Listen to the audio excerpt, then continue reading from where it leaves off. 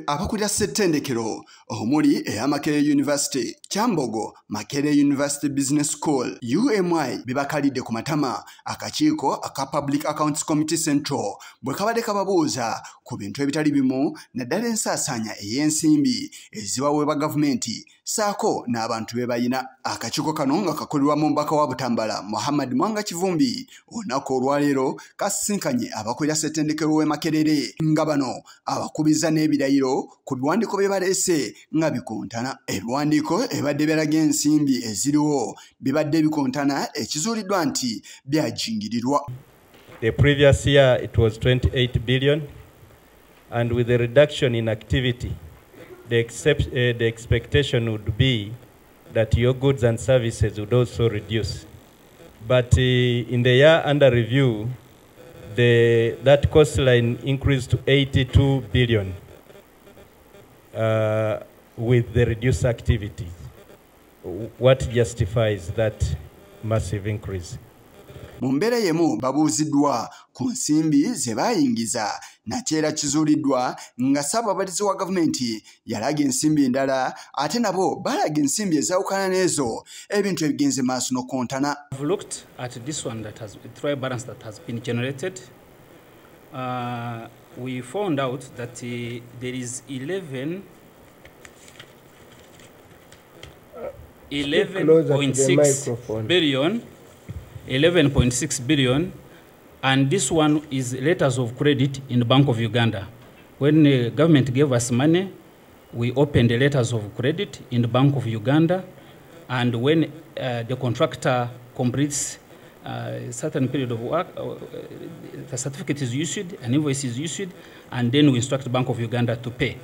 Now, we had not recognized this one. The Accountant General, at the last minute, insisted that this one has to be recognized in the accounts.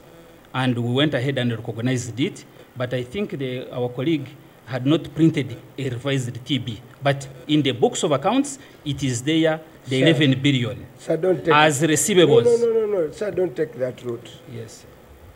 You have heard, by the way,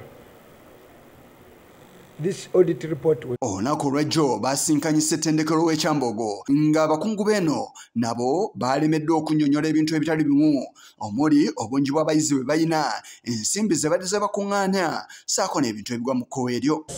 We are detecting impunity and fraud.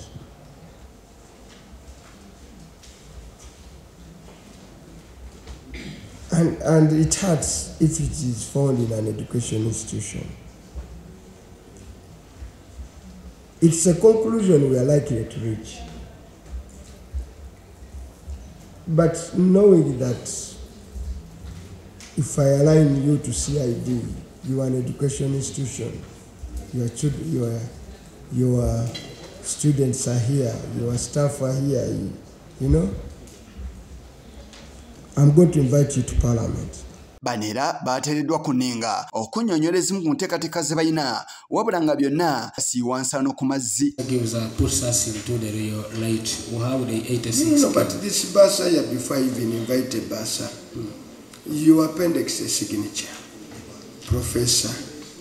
And on the first page, you can't get it wrong. Maybe it's not wrong. So you corrected the auditor. Yes. You corrected the auditor and declared. Okay, give us the true story. Use this one on the, don't worry, COVID went so.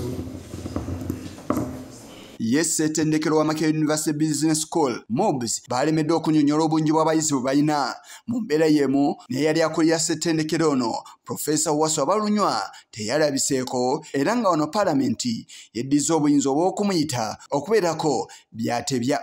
Yes. You did what you are supposed to do. Yes, I did what I was requested to do, and I sent the email to his known email address. And Chair, if you note, we did request him to acknowledge receipt. So. And on one, he acknowledged. No, on both we did not receive feedback. You said you had 3. No, on the two emails bounced. Bounced. but one did not bounce. So we assume he received it.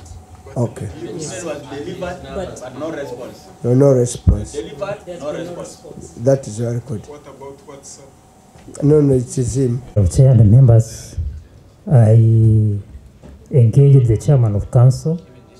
He's called Engineer Isaac Ngovia, and he confirmed to me that he talked to him and told him you would be required. And he indicated he would wish to see the queries which are supposed to be answered.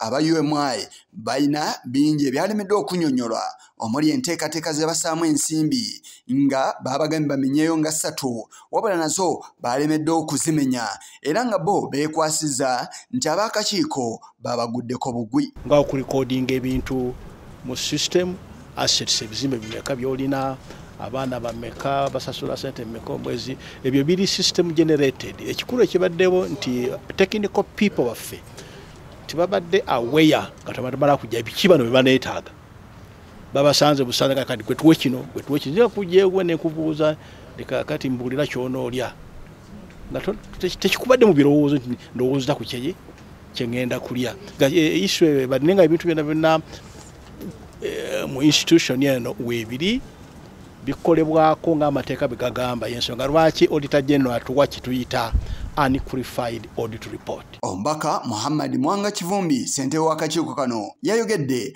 ku ngeri amatendekero gano gonna gye gabadde gannyonnyolamu. Ne bwe tutuuse nabo kubabuuza ssente mukuŋŋaanya mmeka mu baana bameka nga babosi bano abaasoma ebitabo bakakensa nabo ebigambo tebabitegeera bulungi era ne tubabuuza n'amabanja ne ssente ne tuzuula n'okuzuula nti balabika balina ssente eziwera ddala obuwumbi 8 kuba ku biwumbi 5 gw'omunaana tuguzudde nga gwo gulabika gwawuutanyizibwa era tukyaki obubonero bwonna bulaga nti obwo obuwumbi 8 babuwuutanya tubatwala n'ebirala bali amabanja era wandibaawo obunyazi bw'ensimbi naye ng'essaawa zo tetusobola kikakasa tubawaddeyo omukisa ogusemba beewozeeko. Bano batunuulira omwaggo b'ensimbi 2022-2023 era nga babala nti omwezi ogw'omukaaga